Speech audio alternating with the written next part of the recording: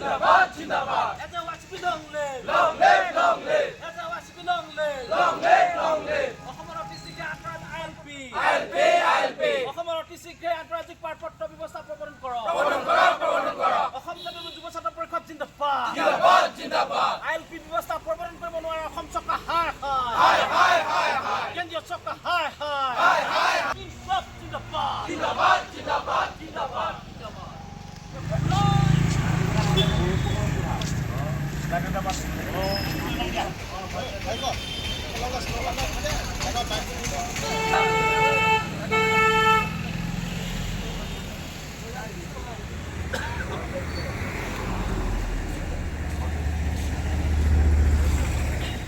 অসম জাতীয়তাবাদী যুৱ ছাত্ৰ পৰিষদৰ কেন্দ্ৰীয় সমিতিৰ আহ্বান মৰ্মে অসমৰ সমস্ত জিলাৰ লগতে চৰাইদেউ জিলাতো আজি 3 ঘণ্টীয়া অৱস্থান ধৰ্মঘট কাৰ্যসূচী ৰূপায়ণ কৰিছোঁ।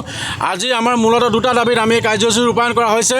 প্ৰথম কথা হ'ল যে শেহতীয়াভাৱে অসমৰ চৰকাৰে ৰাজ্যৰ চৰকাৰখনে অসমত বিদেশী নাগৰিকৰ ওপৰত চলি থকা যি প্ৰায় 70,000 গোচৰ আছে ন্যায়াধীকৰণত, সেই গোচৰসমূহ প্ৰত্যাহাৰ কৰিবলৈ অসম চৰকাৰে এক নিৰ্দেশনা জাৰি কৰিছে। আমি অসম জাতীয়তাবাদী যুৱ ছাত্ৰ পৰিষদে চৰকাৰৰ এই নিৰ্দেশনাক তীব্ৰ ভাষাৰে গৰিহণা জনাইছোঁ আৰু অনতিবিলম্বে এই সিদ্ধান্ত প্ৰত্যাহাৰ কৰিবলৈ আমি দাবী জনাইছোঁ। কাৰণ এই সিদ্ধান্ত এই নিৰ্দেশনা জাৰি কৰাৰ লগে লগে অসমত থকা প্ৰায় 70,000 যি বিদেশী ন্যায়াধীকৰণৰ বিদেশী গোচৰ চলি আছে, গোচৰসমূহ খাৰিজ হোৱাৰ লগে লগে সেই 70,000 লোক লগে লগে নিশাটোৰ ভিতৰতে নাগৰিক হৈ পৰিব। আৰু আমি সকলোৱে জানো যে ইতিমধ্যে অসম আৰু অসমীয়া জাতি অস্তিত্বৰ সংকটত আমি আছোঁ। গতিকে ইতিমধ্যেই 71 চনৰ আগৰ পৰা 51 চনৰ পৰা 71 চনলৈকে 20 বছৰলৈকে আমি অসমবাসীয়ে বিদেশীৰ বোজা গ্ৰহণ কৰিলোঁ। গতিকে আৰু 71 চনৰ পিছত কোনো বিদেশীকে আমি ধৰ্মৰ লাগিলে যি ধৰ্মৰে হওক, যি ভাষা ভাষীৰে হওক, আমি কোনো বিদেশীক গ্ৰহণ কৰিবলৈ সাজু নহয়, এই কথা স্পষ্ট।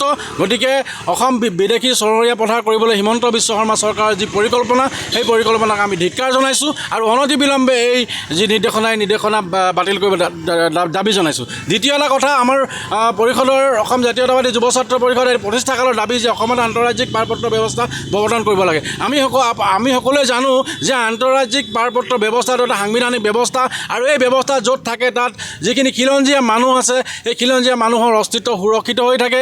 খিলঞ্জীয়া মানুহৰ জাতি ভেটি ভাষা সংস্কৃতি সকলোবিলাক সুৰক্ষিত হৈ থাকে। গতিকে আমি অসম জাতীয়তাবাদী যুৱ ছাত্ৰ পৰিষদে আজি বিগত 45 বছৰৰ পৰা কৈ আহিছে যে অসমত আন্তঃৰাজ্যিক পাৰপত্ৰ ব্যৱস্থা প্ৰৱৰ্তন কৰিব লাগে। কিন্তু বিগত সময়ত কোনো এখন চৰকাৰে এই বিষয়টো গুৰুত্ব নিদিলে। কিন্তু আজি আপোনালোকে দেখা পাইছে যে বিদেশী বহিৰাগতৰ যি অগ্ৰাসন, সেই অগ্ৰাসনৰ আজি এই আন্তঃৰাজ্যিক পাৰপত্ৰ ব্যৱস্থাৰ যি প্ৰাসংগিকতা আকৌ এবাৰ উত্থাপন হৈছে। গতিকে আমি অসম জাতীয়তাবাদী যুৱ ছাত্ৰ পৰিষদে অসমীয়া জাতিৰ ভৱিষ্যতৰ সুৰক্ষাৰ স্বাৰ্থত আৰু অসমৰ জাতি ভেটি মাটি অসমীয়া ভাষা সংস্কৃতি এই সকলোবিলাক ৰক্ষাৰ স্বাৰ্থত অসমত অতি শীঘ্ৰে আন্তঃৰাজ্যিক পাৰপত্ৰ ব্যৱস্থা প্ৰৱৰ্তন কৰিবলৈ আমি দাবী জনাইছোঁ।